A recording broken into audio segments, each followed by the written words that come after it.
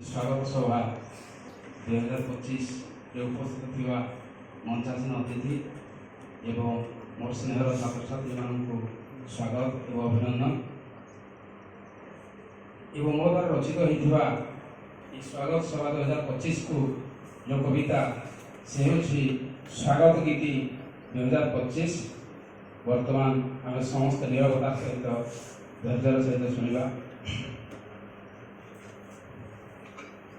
ସ୍ୱାଗତ ମୋ ଗାଁ ମା କଳା ପାଟ, ସ୍ୱାଗତ ମୋ ବିଦ୍ୟାଳୟ, ଦେବୀ ବୀଣା ପାଣି ମୂଷିକ ବାହନ, ସଭାପତି ମୋ ଭଦୟ।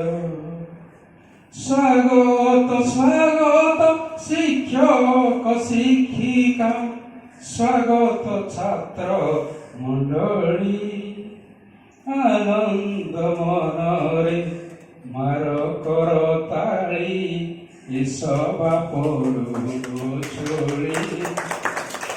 ସତେ କିଏ ସଭା କେଡ଼େ ମନ ଲୋଭା, ଛାତ୍ର ଶିକ୍ଷକ ଗହଣେ, ଦେବୀ ସରସ୍ୱତୀ ପଶୁଛୁ ଶରଣ, ତୋହରି ପଦ ଚରଣେ। 2 ବରଷ କରୁଛୁ ସ୍ୱାଗତ, ରହିବରେ ଆମ ପାଖେ, ନିନ୍ଦା ଅପବାଦ ସହି ସହି ଆମେ ରହିଥିବୁ ମନ ଦୁଃଖେ। ତୁମରି ଖୁସିରେ ଆମେ ହେବୁ ଖୁସି, ଶିକ୍ଷାର ବିକାଶ ପାଇଁ। ତୁମ ଭବିଷ୍ୟତେ ଢାଳିବୁ ଜୀବନ, ତୁମ ଭବିଷ୍ୟତେ ଢାଳିବୁ ଜୀବନ, ପିତା ମାତା ଶାନ୍ତି ପାଇଁ।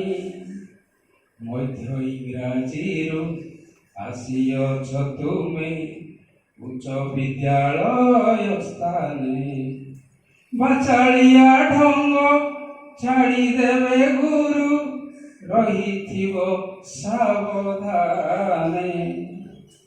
ଗୁରୁଜନ କଥା ଚଳିଲେ ତ ମାନି, ନ ଦେବୁ ଟିକେ ବେଗାଳି, ବଡ଼ ସାନ କଥା କରିଲେ ଅମାନ୍ୟ, ପିଠିରେ ବାଜିବ ତାଳି, ପିଠିରେ ବାଜିବ ତାଳି। ମନ ଦେଇ ପିଲେ ପଢ଼ିବରେ ପାଠ, ନ କରିବ ମନେ ହେଳା, ଆଗାମୀ ଦିନରେ ଗୁଣୀ ହେବ ମନେ, ଆଗାମୀ ଦିନରେ ଗୁଣୀ ହେବ ମନେ, ବୁଡ଼ିଯିବ ସବୁ ଭେଳା, ବୁଡ଼ିଯିବ ସବୁ ଭେଳା। ପାଠ ନ ପଢ଼ିଲେ ହୋଇବ ମୂର୍ଖ, ପାଠ ନ ପଢ଼ିଲେ ହୋଇବ ମୂର୍ଖ, ବସି ମାରୁଥିବ ହାଇ।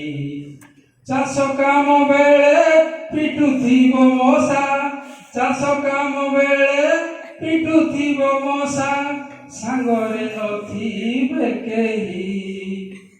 ଜାତି ଭେଦ ଭୁଲି ଏକାକାର ହୋଇ ରହିବ ଏ ବିଦ୍ୟାଳୟରେ, ବଡ଼ ଭାଇ ପୁଣି ଭଉଣୀ ମେଳରେ, ବଡ଼ ଭାଇ ପୁଣି ଭଉଣୀ ମେଳରେ, କାଟିବ ଛାତ୍ର ପରାଏ।